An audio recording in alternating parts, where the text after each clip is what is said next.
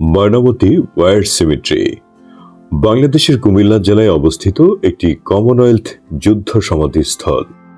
1941 থেকে 1945 সালে বার্মায় সংঘটিত যুদ্ধে যে 45,000 কমনওয়েলথ সৈনিক নিহত হন, তাদের স্মৃতি রক্ষার্থে মিয়ানমার, তৎকালীন বার্মা, আসাম এবং বাংলাদেশে 9টি রণসমাধি ক্ষেত্র তৈরি করা হয়েছে। বাংলাদেশে 2টি কমনওয়েলথ রণসমাধি ক্ষেত্র আছে, যার অপরটি চট্টগ্রামে অবস্থিত।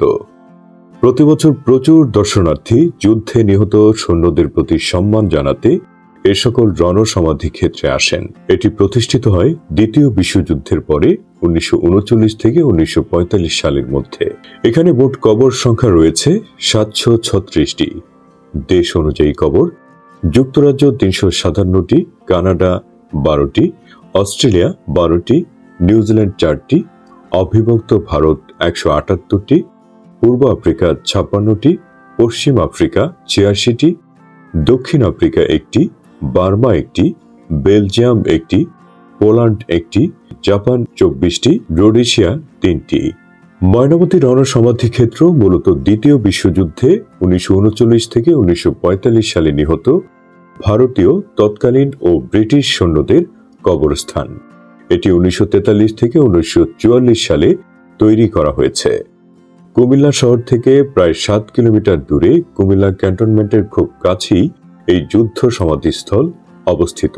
এই যুদ্ধ সমাধি ক্ষেত্রটি Commonwealth War Graves Commission CWGC কর্তৃক প্রতিষ্ঠিত হয়েছিল এবং তারাই এই সমাধি ক্ষেত্র পরিচালনা করেন। প্রতিবছর নভেম্বর মাসে সকল ধর্মের ধর্মগুরুদের সমন্বয়ে এখানে একটি বার্ষিক প্রার্থনা সভা অনুষ্ঠিত হয়। ময়নামতি তখনকার সময়ে একটি ক্ষুদ্র গ্রাম হলেও তৎকালীন সেনাবাহিনীর একটি বড় ঘাঁটিতে পরিণত হয়। এখানে স্থাপিত হয় বড় একটি হাসপাতাল। এছাড়া কুমিল্লা ছিল যুদ্ধ সরঞ্জাম সরবরাহের ক্ষেত্র, বিমান ঘাঁটি, আর 1944 সালে ইম্ফলে স্থানান্তরিত হবার আগে চতুর্থদশ সেনাবাহিনীর সদর দপ্তরও।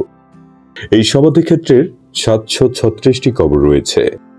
এর মধ্যে অধিকাংশ হলেন সে সময়কার হাসপাতালের মৃত সৈনিকরা।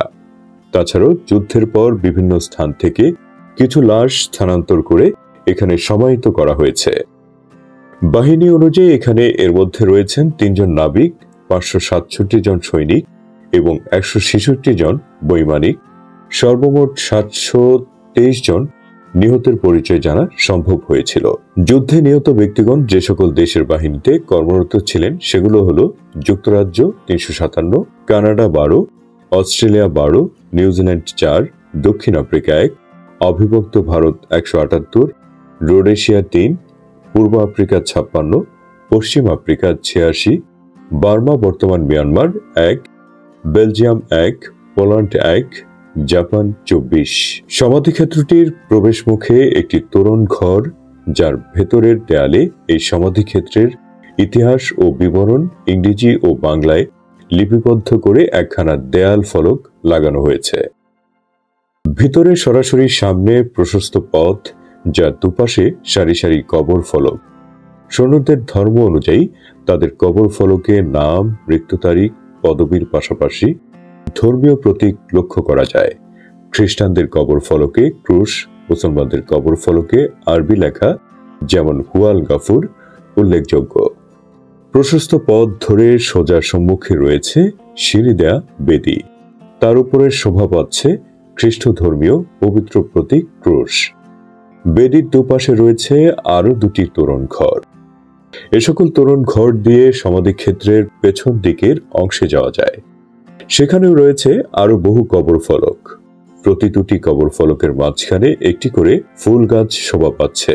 এছাড়া পুরো সমাধিক্ষেত্রেই রয়েছে প্রচুর গাছ। সমাধিক্ষেত্রের সম্মুখ অংশের প্রশস্ত পথের পাশেই ব্যতিক্রমী একটি কবর রয়েছে, যেখানে একসাথে 23টি কবর ফলক দিয়ে একটি স্থানকে ঘিরে রাখা হয়েছে। এই স্থানটি ছিল মূলত 23 জন বিমান সৈনিকের একটি গণকবর, যেখানে লেখা রয়েছে, "This placards bear the names of 23 airmen whose remains lie here in one grave."